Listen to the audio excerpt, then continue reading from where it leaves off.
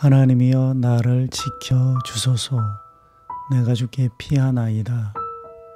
내가 여호와께 아뢰되 주는 나의 주님이시오니 주 밖에는 나의 복이 없다 하였나이다.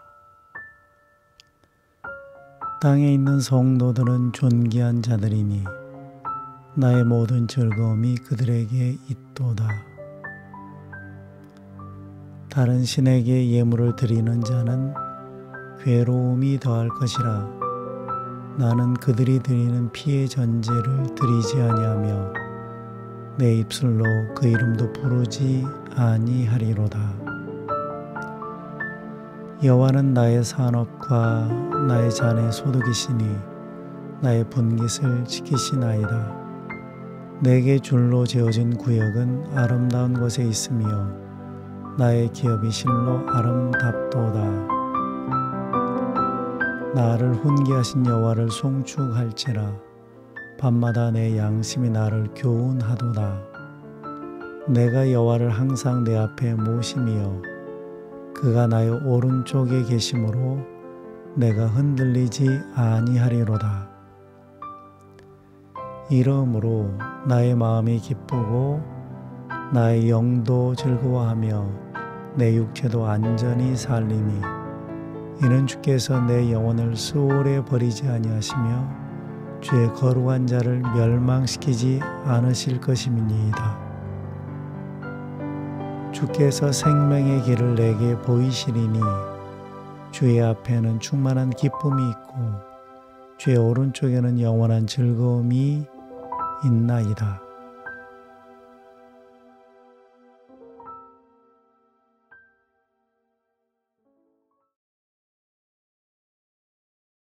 안녕하세요. 희망찬교회 양미철 목사입니다. 목요일을 맞아서 오늘도 시편 묵상을 같이 하기 원합니다. 오늘은 시편 16편 말씀입니다.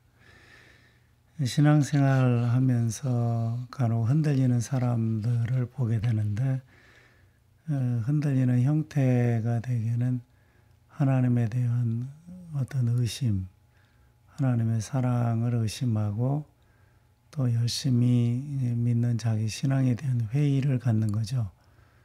열심을 내봤자 별로 잘 되는 게 없다. 이런 논리로 자신의 흔들림을 설명하는 이들이 있습니다. 흔들리는 여러 이유 가운데 하나는 현실적 결과 때문입니다. 신앙이 열심에도 불구하고 별로 잘 되는 일이 없어 보인다라는 주장이죠. 4절을 보겠습니다. 이렇게 기록되어 있습니다.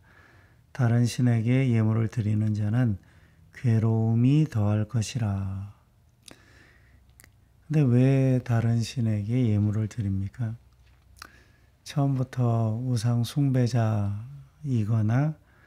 아니면 중간에 갈아탄 신앙이라고 말할 수가 있는데 대한성서공회가 최근에 새로 번역하기 시작한 성경이 있습니다.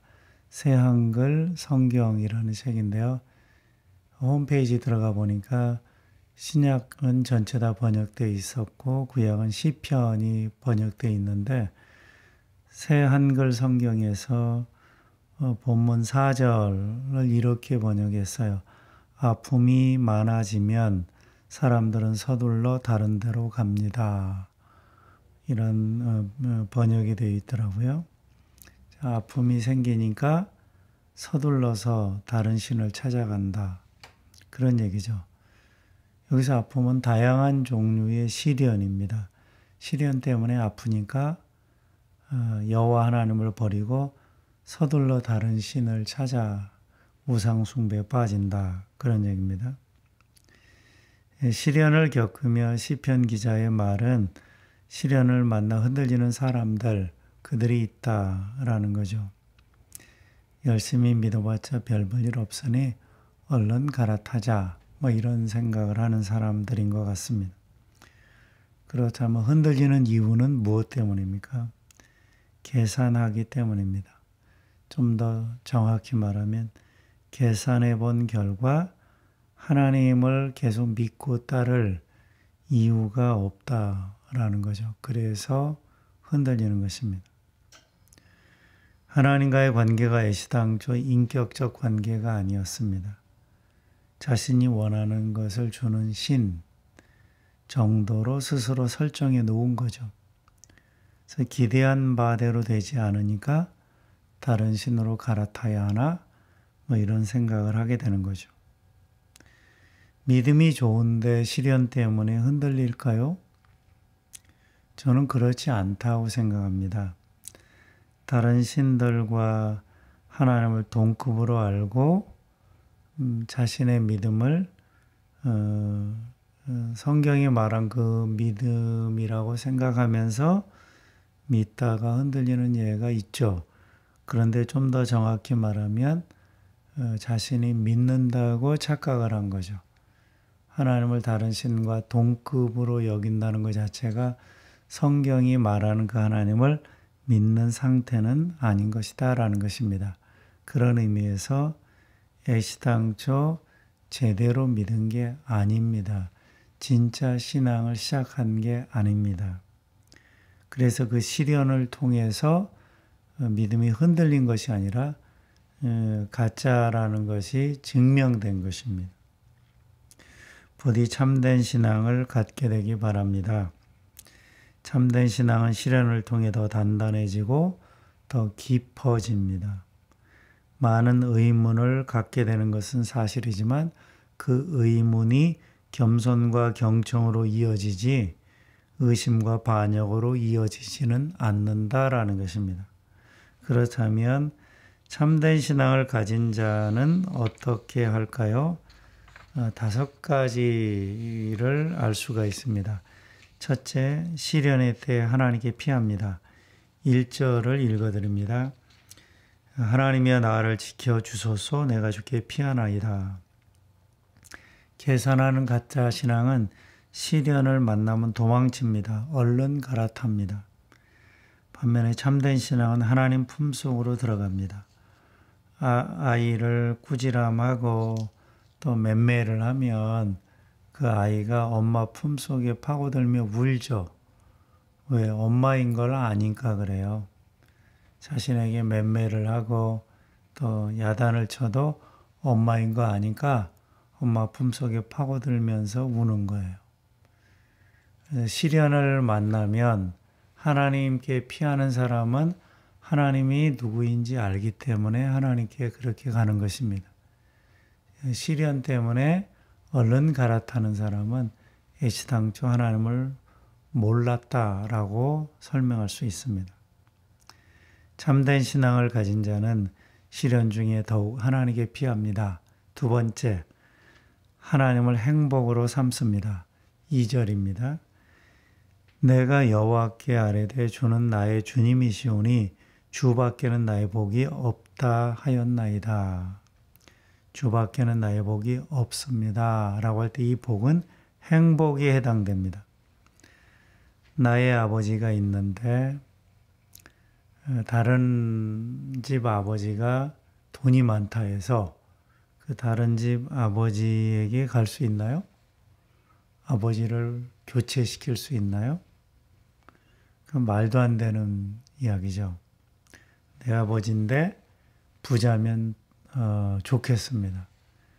그런데 내 아버지가 내 아버지인 건 분명한데 가난해요. 그런데 내 친구 아버지는 내 아버지가 아니고 내 친구 아버지인데 부자고 자녀한테 돈도 많이 줘요. 그럼 아버지를 바꿀 수 있나요? 그 말도 안 되는 질문이죠. 아버지인데 어떻게 바꿉니까? 가난해도 내 아버지고 병들었어도 내 아버지 아닙니까?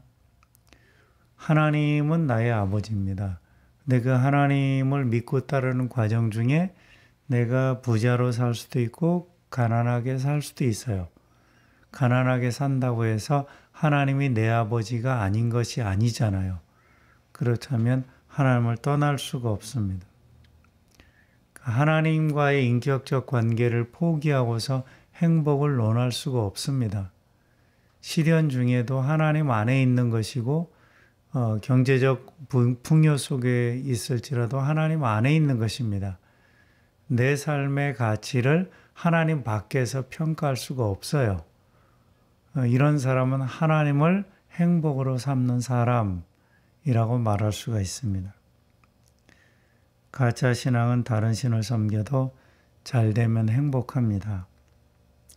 진짜 신앙은 하나님 떠나서 행복을 상상하지 않습니다. 세 번째, 진짜 신앙을 가진 사람은 성도들의 삶을 즐거움으로 삼습니다. 3절입니다. 땅에 있는 성도들은 존귀한 자들이니 나의 모든 즐거움이 그들에게 있도다. 어떤 사람이 예수님을 믿는데 어렵게 살아요. 근데 어떤 사람은 예수님을 안 믿는데 부자로 살아요.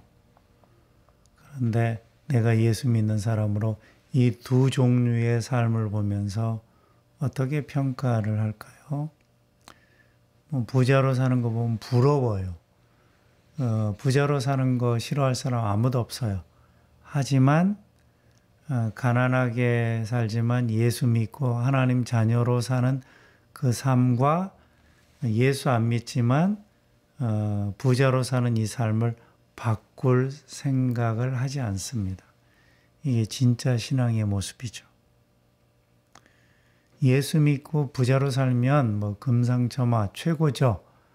그런데 그렇지 않다 할지라도 부자로 살지 못한다 할지라도 그 신자의 삶의 가치를 부자로 사는 불신자의 삶과 비교하거나 그보다 못하게 평가하지 않는다라는 것입니다. 죽이 되든 밥이 되든 성도의 삶에서 의미를 찾습니다. 이런 사람이 진정 신앙 안에 있는 사람이라고 말할 수 있습니다. 네 번째, 참된 신앙을 가진 사람은 어떻게 할까요? 하나님을 기업으로 삼습니다. 4절입니다. 여호와는 나의 산업과 나의 잔의 소득이시니 나의 분깃을 지키시나이다. 아멘. 하나님을 기업으로 삼는다라는 것은 두 가지 해석이 가능해요. 첫째는 하나님이 복 주심을 믿고 마침내 하나님으로 인하여 부자가 된다. 이렇게 해석할 수 있고요. 또 하나는 하나님이 매일매일 먹여주신다. 오늘 또 먹여주시고 내일 또 먹여주신다. 이것을 시편 기자의 표현과 비슷하게 설명하면 하나님이 오늘 또 나의 기업이 되시고 내일 또 나의 기업이 되신다.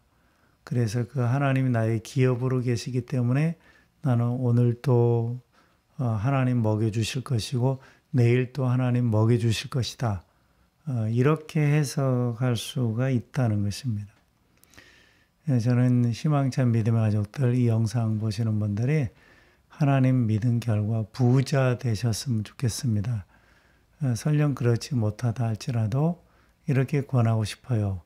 하나님 우리의 기업이기 때문에 오늘 또 먹여 살릴 것이고 내일 또 먹여 살릴 것입니다. 그 과정이 고될지라도 하나님은 우리를 굶게 두지 않습니다. 그 하나님을 꼭 붙드시고 시련 중에도 무너지지 않고 꿋꿋하게 살아가시기를 바랍니다. 마지막 다섯 번째, 진짜 신앙을 가진 사람은 하나님을 거래의 품목으로 삼지 않습니다. 8절입니다. 내가 여호와를 항상 내 앞에 모심이여 그가 나의 오른쪽에 계심으로 내가 흔들리지 아니하리로다. 아멘. 시편 기자는 항상 하나님을 모시고 살겠다고 고백했습니다. 하나님에 대한 입장이 분명합니다. 하나님 어떤 분인지 알기 때문입니다. 천금을 준다 해도 하나님 배신할 수 없습니다.